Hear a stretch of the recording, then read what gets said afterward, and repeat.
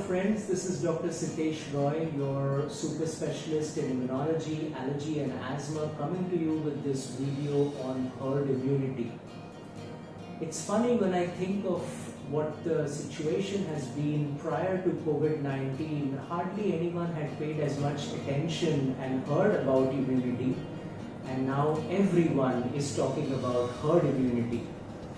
Now, what is herd immunity? When a large proportion or a significant proportion of a population, a community or a group becomes immune to a particular virus or bacteria, then what they do is those members of the population or community who are not yet immune to the infection, the virus or the bacteria, get indirectly protected by those who have the protection. So you can imagine that there is a big herd, and in that herd a certain percentage of people are protected and certain are not, and if that critical number above which the people who are not protected also get protected, that's called herd immunity. Now, what determines herd immunity? Herd immunity is determined by two factors. The first one being something called R0. R0 is the rate at which a virus or bacteria spreads or infects other people. This R0 for SARS-CoV-2 or COVID-19 is somewhere between 2 and 3, which means one infected person generally infects 2 or 3 people. This is besides the fact that there are super spreaders who can spread it to 20, 30, 40, 50 people at a time, and that's also a unique feature of SARS-CoV-2 virus. But that aside, with an R0 of 2 or 3, it is estimated that 60 to 70% of the population or of the community would have to have immunity or protection from the virus before the remaining 30 to 40% of the population would automatically get protected. And the reason is because the virus transfers from person to person. If it meets with or connects with a person who is not susceptible to the virus, then it can't progress to the next person, and that's how the chain is broken of transmission. In this herd immunity, it's also very important that the level of immune response that an individual develops to the virus or bacteria needs to be sustained and maintained for a while.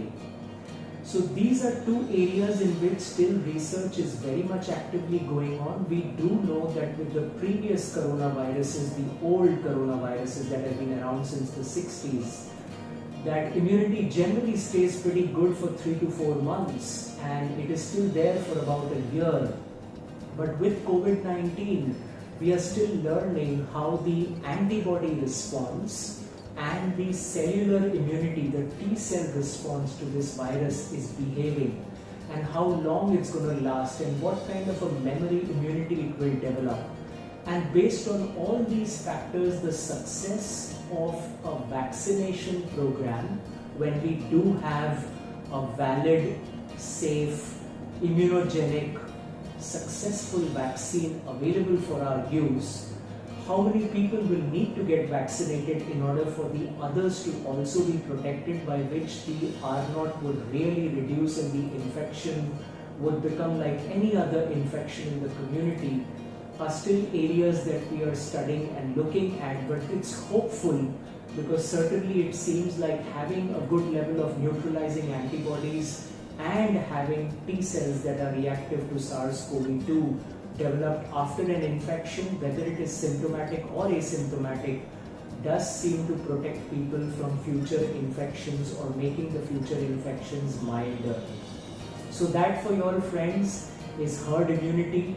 It's more and more people who are potentially knowingly, unknowingly exposed and developing immunity either after an infection or even otherwise, developing the protection and protecting others from getting it because they do not transmit it to other people in the future. So with that, friends, we do realize that there are parts of the world, like when it was originally seen in China, the level of herd immunity there was around 3 or 4%. There are pockets in the world, like in New York and other cities, where the herd immunity has gone up to 10 to 15%. There are places in Mumbai city, like a slum area called Dharavi, where the herd immunity is estimated to be almost 50 to 57%. So there is hope. Clearly the virus seems to be running its course and people seem to be getting immune. Vaccines are in their phase 3 of trial, and certainly there is immense hope with regards to at least 6 vaccines that are in phase 3 trials. And so with all of this, we must continue to keep ourselves protected with maintaining physical distancing, with wearing our face masks, with doing our hand washing and hand sanitizing, and keeping our immunity at its best. And with that, when the time comes and when it is meant to happen and we have herd immunity, things will get a lot better.